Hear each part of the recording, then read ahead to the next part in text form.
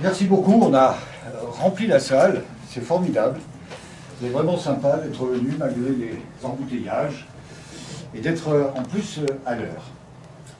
Je vais me présenter, je suis Thomas Sertilange, je suis le président du festival Edmond Rostand 2018. C'est-à-dire qu'à travers mon association, les Amis du musée Cyrano de Bergerac, eh bien, j'ai eu l'idée et le plaisir, avec un certain nombre de partenaires, de monter ce festival qui a, depuis le 1er avril dernier, pour le 150e anniversaire de la naissance d'Edmond Rostand, organisé à Paris et à Marseille, Marseille étant la ville natale d'Edmond, une vingtaine d'événements qui ont permis d'organiser des colloques, des concerts, en hommage, des expositions. Et cela a été notamment possible grâce à deux partenaires que je tiens à saluer, puisque nous avons parmi nous des représentants, BNP Paribas et la Mutuelle nationale des artistes. Pourquoi BNP Paribas? Parce qu'il se trouve que l'oncle d'Edmond était un grand banquier, c'était aussi un compositeur de musique, et que ce grand banquier a fini par être le président du comptoir national d'escompte de Paris, qui est un des ancêtres de BNP Paribas. Ce qui fait qu'ils ont eu envie de mettre en valeur cet Alexis Rostand, dont nous avons indirectement un descendant, puisque nous avons un autre Alexis Rostand qui est présent dans la salle, et puis d'autres Rostand, également M. Paranque, qui sont des alliés des Rostand, et vous voyez que cette famille continue à essaimer à travers notre histoire, à la fois sur les plans industriels, bancaires, littéraires, et naturellement poétiques. Nous avons, au cours de ces événements, décidé de faire un concours littéraire pour demander à certains auteurs ou amateurs, auteurs, avec la Société littéraire de la Poste, représentée par sa déléguée générale, Madame Danielle Mazance, de co-organiser ce concours avec nous. On va remettre les prix tout à l'heure. Je sais que nous avons une gagnante avec nous. Il y avait des personnes qui ont concouru, qui étaient d'un peu partout dans la France, donc on n'aura pas forcément tous les gagnants avec nous. On a des provinciaux. Oui, on a des provinciaux. Il y a des provinciaux qui ont gagné aussi. Qui sont là. Ah, chic. Magnifique. Bon. Magnifique. Non, mais c'est gentil à vous d'avoir fait le voyage. C'est pour ça que je m'exclamais de joie. Et ensuite, nous aurons la projection d'un court-métrage qui s'appelle Cyrano aux tranchées. Je vous en dirai quelques mots ensuite. Et puis après, la pièce magnifique Les Rostand de Philippe Bulinge, qui va vous raconter... Non, je vous dirai ça tout à l'heure. Bon, donc on va passer au prix. Alors, nous avions un président du jury sous le nom de mon ami Denis Roger Vasselin. Denis, s'il te plaît, tu t'avances un peu dans la lumière. Ah, c'est moi. Et tu nous dis quelles étaient les deux citations auxquelles on avait suggéré à nos candidats de plancher. Une, on a proposé de plancher soit en alexandrin, soit en prose. Alors, la première des deux est extraite de Cyrano, bien sûr. Ne pas monter bien haut peut-être, mais tout seul. Ouais. Et la seconde est extraite de Chanteclair. C'est la nuit qu'il est beau. Qu'est-ce que j'ai raconté? Oui, c'est ça. C'est la nuit qu'il est beau de prendre la lumière. Voilà. C'est la lumière qui vous a aidé. Voilà. Est-ce que, en termes de quantité, il y a eu plus qui ont choisi le Chanteclair ou plus le Cyrano? C'est à peu près équilibré. C'est à peu près équilibré. Alors moi, je voudrais juste dire deux petits mots sur la société C'est ce que j'allais littéraire. vous dire. Voilà. Donc la société littéraire, c'est une très vieille dame, puisqu'elle a bientôt 115 ans. C'est une société de gens de lettres. Alors c'est parti de la Poste, mais nous acceptons bien sûr, et pour preuve, nous acceptons tout le monde, la porte est toujours ouverte. Donc nous avons plusieurs activités, bien évidemment la littérature, nous avons une revue trimestrielle qui s'appelle Missive, donc elle est à disposition pour ceux qui le souhaitent. Et nous organisons également beaucoup d'activités culturelles et nous aidons à la création théâtrale, c'est-à-dire que nous permettons, puisque nous bénéficions d'un lieu absolument magique qui s'appelle le Studio Raspail, nous créons des pièces, voilà, nous recevons des textes et nous créons les pièces, nous aidons les artistes à se mettre en avant. voilà, je ne vais pas vous en dire plus. Nous avons un site qui redémarre, parce qu'on a été hacké, mais ça y est, on redémarre. Vous pouvez aller voir, ça sera de mieux en mieux. Je ne vais pas vous noyer avec les histoires de la Société littéraire de la Poste, mais sachez que c'est une association difficile. Voilà. Voilà. Daniel, vous auriez ajouté l'adresse du site, ça n'aurait pas été plus mal. Alors c'est tout bête, société littéraire tout attaché.fr. Il n'y a pas quand même à se mettre des nœuds au cerveau pour s'en rappeler. Voilà. Voilà. On fait tout simple, tout nature, vous verrez, tout se passera bien. Alors, le jury a délibéré. Personnellement, je m'étais fixé comme règle, je n'ai lu aucune épreuve, parce que comme il y a peut-être des amis qui ont participé, je suis resté complètement neutre et le jury a été complètement souverain, n'est-ce pas, Denis? Et tout à fait neutre, parce que moi j'ai communiqué avec Daniel sans connaître, je ne connais toujours pas l'identité, enfin je viens d'en découvrir les noms, mais je ne connaissais pas l'identité des heureux gagnants quand je les ai soumis à Daniel et à son équipe de jury pour voir si on avait à peu près les mêmes palmarès. Les mêmes palmarès. Voilà. Donc c'est vraiment, dans l'inconnu, c'est juste la qualité littéraire qui a prévalu. Voilà. Et les gagnants vont recevoir une petite contribution donnée par la Société littéraire de la Poste. Également. Et par le festival et le restaurant. Voilà. Alors côté société littéraire, il y avait 7 personnes qui ont proposé le jury, donc des gens d'âge différents, de province, de Paris, parce qu'on a essayé aussi d'équilibrer la chose. Alors on va peut-être commencer par les vers. Si vous voulez. C'est une bonne idée, la poésie, moi je trouve que c'est très très sympa. Alors on va commencer par le 3e prix, on va faire durer le suspense au maximum. Je vais appeler Jacques Drucker à me rejoindre pour son poème Tragicomédie. Est-ce qu'il est là? Il est là. Ah,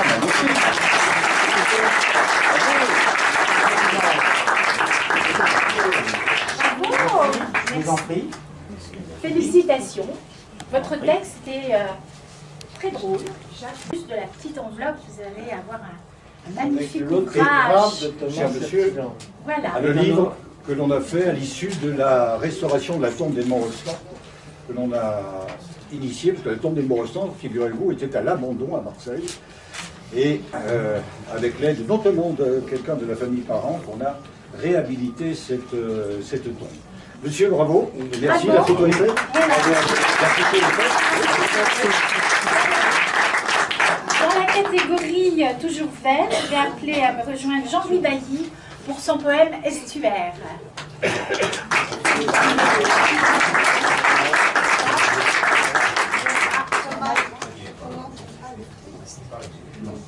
On n'a pas le temps. Alors, pour votre information, les textes seront mis en ligne sur le site de la Société littéraire et également sur Cyrano-de-Bergerac. Sur Cyrano-de-Bergerac. Et nous allons publier dans notre revue missive, puisque c'était un préalable à l'inscription, d'accepter, nous mettrons les meilleurs textes. Voilà, donc vous aurez possibilité de les lire. Et puis le premier prix est accordé à Jean-Philippe. Le deuxième, on l'a donné? Il devrait être là, mais il n'est pas arrivé. Okay. Donc j'appelle à me rejoindre Jean-Philippe Této pour un poème qui s'appelle Valvert, voix rouge, et qui a vraiment recueilli l'unanimité des 2 jurys.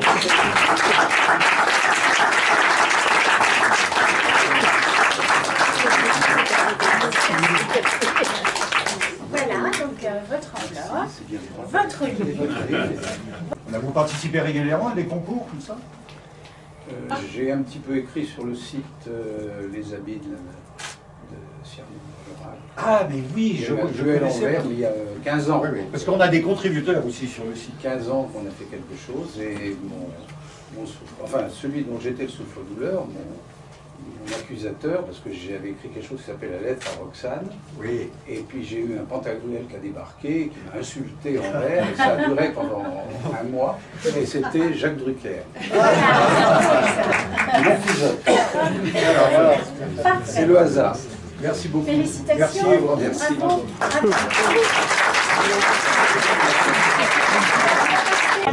Allez.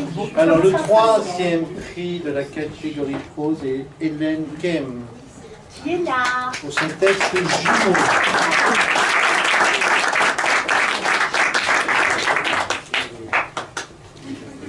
Bonjour, bravo, je suis très content. Et voici votre livre. Merci. Attendez, je ne sais pas si la photo est... Voilà, ça y est, tout est fait. Merci en tout cas. Allez.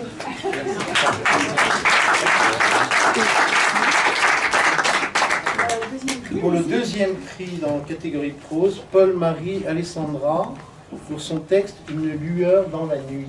Il est là?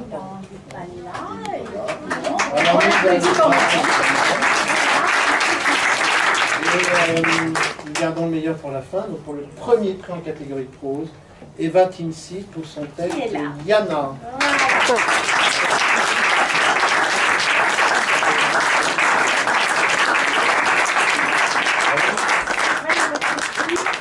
Voilà.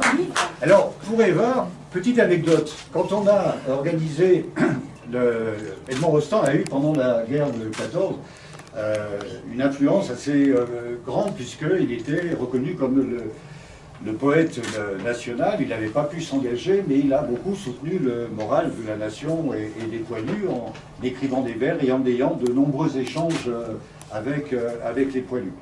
Et nous avons organisé un hommage qui liait le centenaire de l'armistice et le centenaire de la disparition d'Edmond Rostand au lycée Carnot, avec M. Chavat et son épouse qui sont ici, qui nous ont beaucoup aidés. On avait une musique militaire, nous avions des comédiens dont certains sont là, notre ami Pablo. Et au cours de cet événement, eh bien, Jean-Pierre Chavat, qui est le président de l'amicale des anciens élèves du lycée Carnot, a décidé de communiquer sur notre concours littéraire. Et donc, mademoiselle, vous faites partie du lycée Carnot qui nous avait accueillis pour l'envol de la Marseillaise. Donc je suis particulièrement heureux que vous ayez ce premier prix, qui j'en suis sûr est très mérité. Bravo.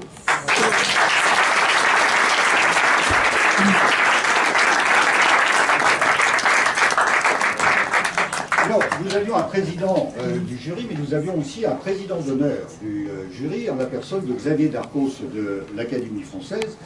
L'Académie française a été relativement, même assez proche de nous pour ce festival, puisque lors de l'hommage que nous avons rendu à Edmond il y a une semaine, nous avions avec nous un académicien, Sir Michael Edwards, qui a la particularité d'occuper le fauteuil 31, et le fauteuil 31 était le fauteuil qu'occupait Edmond Rostand à son époque. Et donc Xavier Darcos, qui ne pouvait pas être là avec nous ce soir, nous a envoyé une lettre que Denis, tu vas nous lire s'il te plaît. Absolument.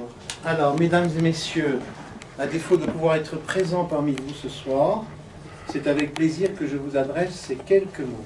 Oui, je peux. Le festival Edmond Rostand 2018, présidé par Thomas Sertilange et la Société littéraire de la Poste, dont la secrétaire générale est Daniel Bazin, ont eu la belle idée de créer un concours littéraire présidé par mon ami D.Hervé, c'est moi. En tant que, je connais Xavier depuis presque 25 ans.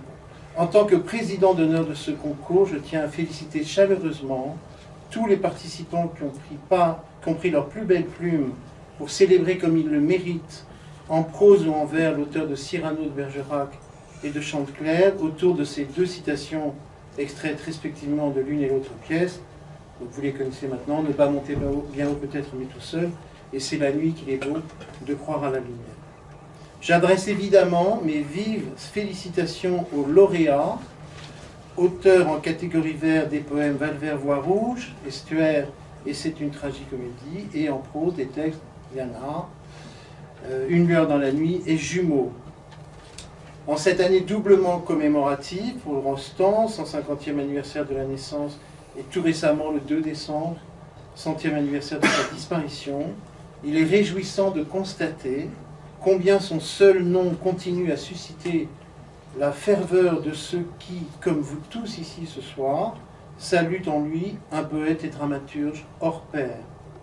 Son inoubliable éloge du panache, prononcé sous la coupole même de l'Académie française, se perpétue au cœur de toutes celles et de tous ceux qui chérissent notre patrimoine littéraire dont il reste à jamais une figure essentielle. Voilà, Xavier Darcos de l'Académie française. Daniel, Oui, ben merci. merci beaucoup pour notre partenariat. C'était...